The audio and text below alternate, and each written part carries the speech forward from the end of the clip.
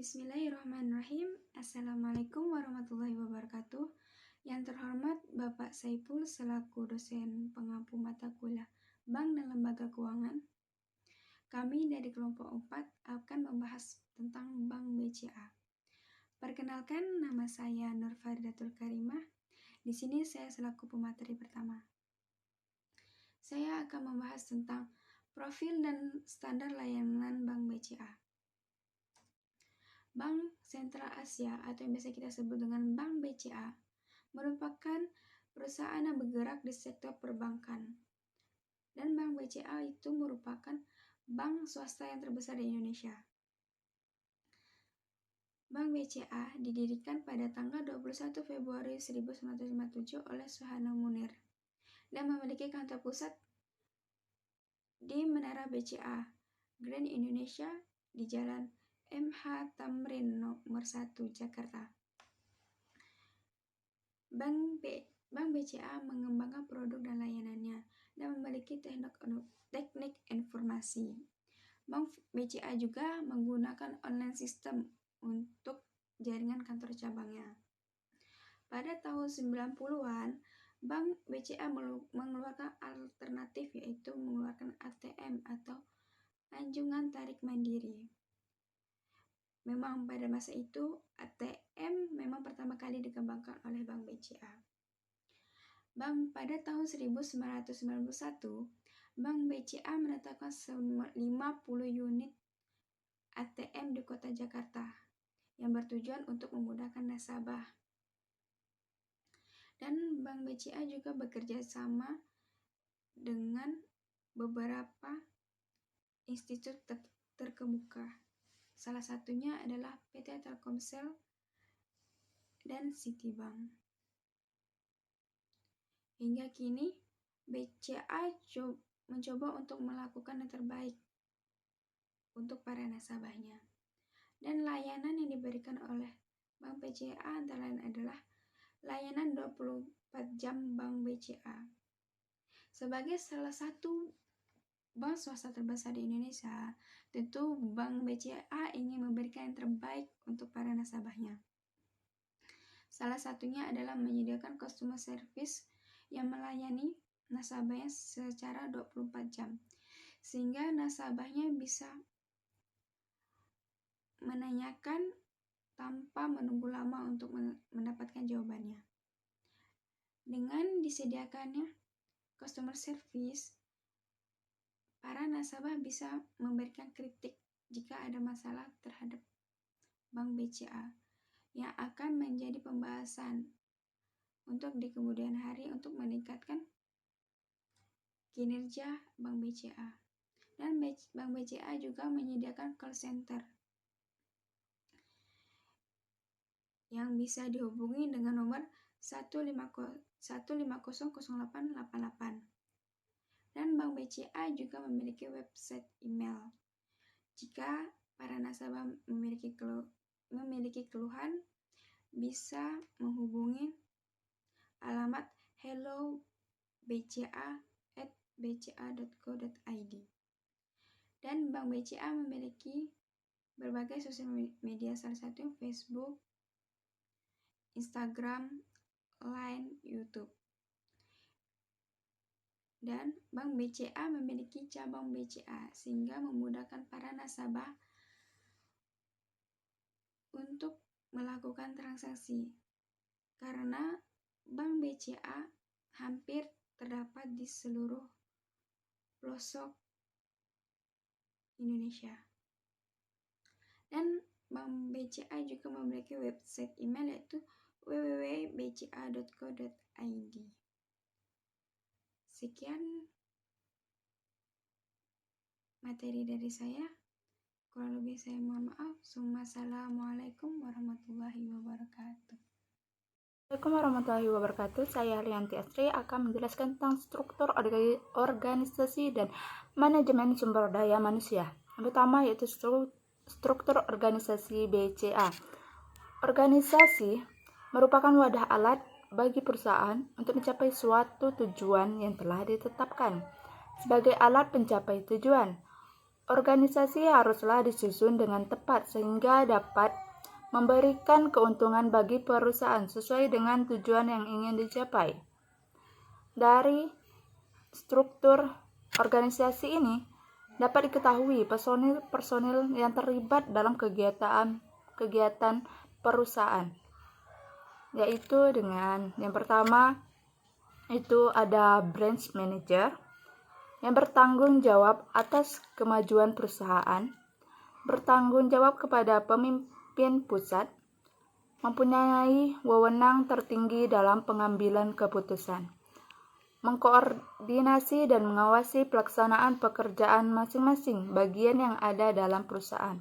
Yang kedua yaitu sekretaris yang membantu branch manager dalam melaksanakan tugas-tugasnya, menangani masalah-masalah kesekretariat seperti surat menyurat, file, dan sebagainya. Yang ketiga yaitu marketing unit head yang bertanggung jawab atas seluruh pekerjaan yang ada di bagi unit pemasaran, mengkoordinasikan dalam mengawasi bagian-bagian yang ada pada bagian unit pemasaran agar dapat bekerja sesuai dengan tujuan perusahaan. Yang keempat, marketing coordinator yang bertugas untuk menawarkan atau mempromosikan BCA card ke perusahaan-perusahaan agar mau memiliki BCA card. Yang kelima, marketing merchant yang bertugas untuk menawarkan atau mempromosikan BCA card dengan mendatangi toko-toko atau pedagang agar mau menerima pembayaran dengan menggunakan BCA card. Yang keenam, marketing support. Yang ketujuh, kredit yang bertanggung jawab atas seluruh pekerjaan ada di bagian kredit, mengkoordinasi dan mengawasi bagian-bagian yang ada pada bagian kredit sesuai dengan tujuan perusahaan. Yang kedelapan, analisis kredit.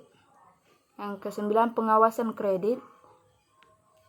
Yang ke-10, penagih kredit. 11, risk dan manajemen security. 12, basic operasional. Ada staf operasional 1 dan staf operasional 2. Dan juga kolektor yang bertugas untuk mengambil faktur di toko-toko atau pedagang yang menerima pembayaran dengan BCA card. Yang kedua yaitu MSDM Bank BCA. Ada training dan development. Sejalan dengan sifat dinamis bisnis Bank BCA, secara konsisten berupaya meningkatkan program pelatihan untuk karyawan di semua tingkat organisasi. BCA memberikan training dan development di dalam ruangan.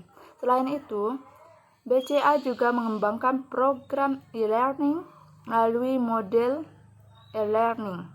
Tahun ke tahun, BCA terus meningkatkan dan memperbaharui sistem dalam hal pembelajaran, training dan development yang ditawarkan oleh BCA tidak hanya berasal dari dalam sendiri, tetapi BCA juga mengizinkan karyawan yang ada untuk bergabung pada program eksternal sesuai dengan persyaratan khusus keahlian karyawan. BCA menggunakan pelatihan melalui video.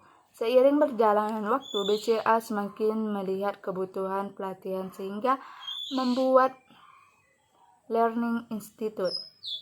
Learning Institute dilengkapi dengan ruang kelas pelatihan dengan fasilitas pendukung seperti mini bank, ruang komputer dan laboratorium TI, ruang ujian, perpustakaan, outlet digital My BCA, dan lainnya. Ada motivation, maintenance, yang berarti Bank BCA menjamin perlindungan terhadap karyawan melalui kebijakan perusahaan yang diantaranya berbentuk kesehatan karyawan, kesejahteraan karyawan, keselamatan kerja, turnover karyawan, dan juga program daycare BCA. Sekian dari saya tentang struktur dan MSDM Bank BCA. Terima kasih. Wassalamualaikum warahmatullahi wabarakatuh. Assalamualaikum warahmatullahi wabarakatuh. Perkenalkan, nama saya Ahmadi. Saya di sini sebagai pemateri ketiga, yaitu tentang produk funding dana pada Bank BCA. Nah, kita harus memahami tentang simpanan. Simpanan adalah uang nasabah yang dititipkan atau diinvestasikan ke bank. Kata lain dari simpanan adalah rekening atau akun. Para nasabah dan calon nasabah akan diberikan pilihan berupa jenis simpanan yang terdapat pada Bank BCA. Nah, di sini simpanan ini berfungsi untuk kepada nasabah atau calon nasabah untuk menginvestasikan uangnya kepada Bank BCA. Dalam kata lain, bisa dikatakan kita itu sebagai menabung.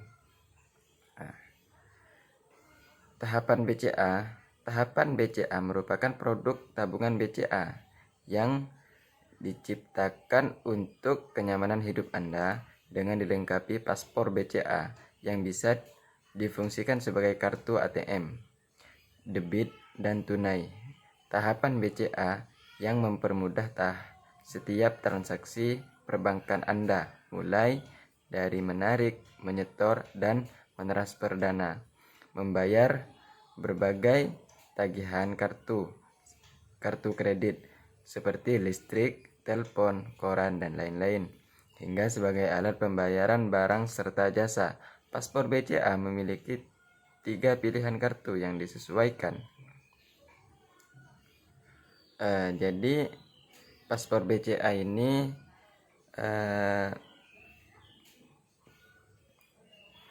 yang seperti kartu ATM.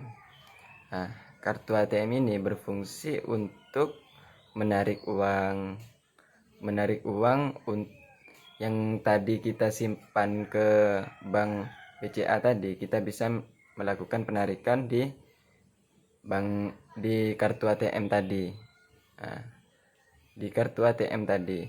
Nah, di kartu ATM tadi bisa fungsinya kita bisa juga menarik uang, mentransfer uang, membayar tagihan, dan lain-lain. Dan masih banyak kegunaannya yang bisa dilakukan oleh Bank BCA. Nah, di sini ada pembagiannya atau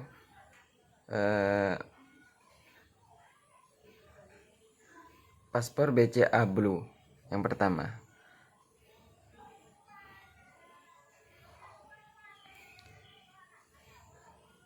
paspor jenis Blue ini sangat tepat untuk Anda yang aktif bertransaksi melalui online, debit, ataupun pengambilan uang tunai dengan limit hingga 7 juta per harinya.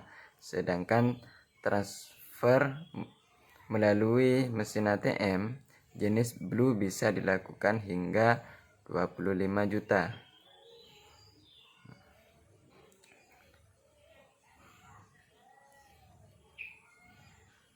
Nah, jadi paspor BCA yang Blue ini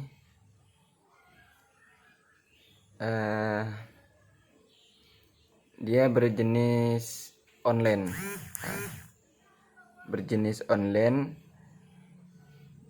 Dia juga bisa melakukan pengambilan uang tunai dengan limit hingga 7 juta. Nah, kalau dilakukan transferan jenis Blue ini bisa melakukan transfer hingga limit 25 juta. Nah, yang ketiga yaitu paspor BCA Gold. Kartu paspor jenis Gold sangat tepat bagi Anda yang aktif bertransaksi dari Rp 10 juta hingga 50 juta di berbagai MERS terkemuka dengan menggunakan debit gambar 2.2 paspor BCA Gold. Jadi paspor BCA Gold ini berfungsi untuk transaksi dari 10 juta hingga 50 juta di berbagai merchant terkemuka dan menggunakan debit. Jadi yang keempat yaitu paspor BCA Platinum. Kartu ATM Platinum cocok bagi nasabah dengan mobilitas tinggi karena kartu ini memungkinkan Anda untuk melakukan transfer hingga 100 juta. Selain itu, Anda juga memiliki limit debit cukup besar jika menggunakan kartu ATM Platinum, yakni sebesar 100 juta. Nah, paspor BCA Platinum ini berfungsi untuk mobilitas tinggi. Mobilitas tinggi ini bisa dikatakan sebagai, artinya kita itu bisa transfer hingga 100 juta. Jadi kalau yang tadi itu kita bisa bertransaksi dari 10 juta sampai 50 juta. Nah, di paspor BCA Platinum ini kita bisa mentransfer hingga 100 juta.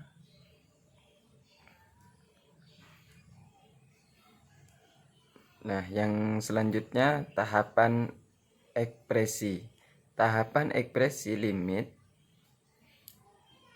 Tahapan ekspresi tampil baru dengan desain kartu yang beragam, khusus buat kamu yang kreatif, dinamis, dan berkarakter.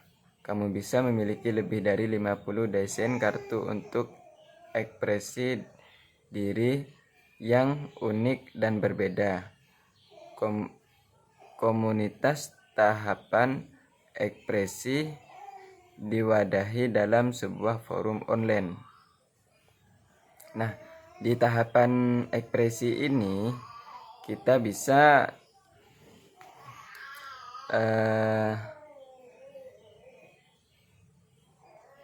meminta desain kartu beragam khusus buat nasabah ataupun kita yang bakalan menjadi penabung atau investasi di Bank BCA. Nah, yang selanjutnya tentang simpanan giro. Simpanan giro, dengan giro BCA Anda akan mendapatkan layanan perbankan yang siap membantu kelancaran usaha Anda. Giro BCA akan membantu Anda mengembangkan bisnis dengan kemudahan, melakukan transaksi keuangan dengan berbagai keleluasan. Nah, di simpanan giro BCA ini Bank BCA itu bisa menyalurkan bantuan dana usaha yang siap membantu kelancaran usaha Anda, yaitu kita bisa melakukan simpan pinjam di Bank BCA. Yang selanjutnya deposit berjangka. Deposit BCA dapat menjadi salah satu pilihan Anda. Uang Anda akan bekerja dengan sendirinya dengan pilihan jangka waktu dan bunga yang kompetitif. Deposito BCA menjadi pilihan investasi yang tepat. Nah, yang selanjutnya itu tentang cek. Anda dapat melakukan penarikan menggunakan akun cek atau transfer menggunakan cek. Dapat ditransfer hanya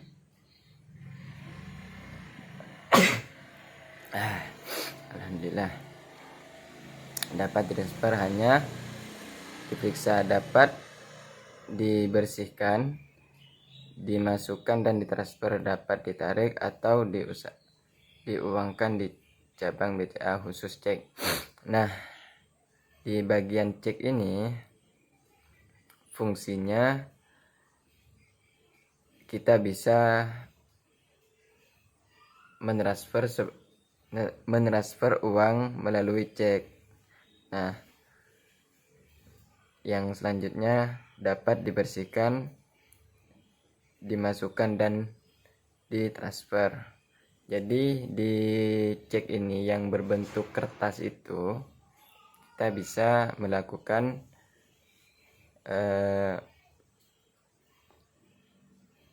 mentransfer atau menarik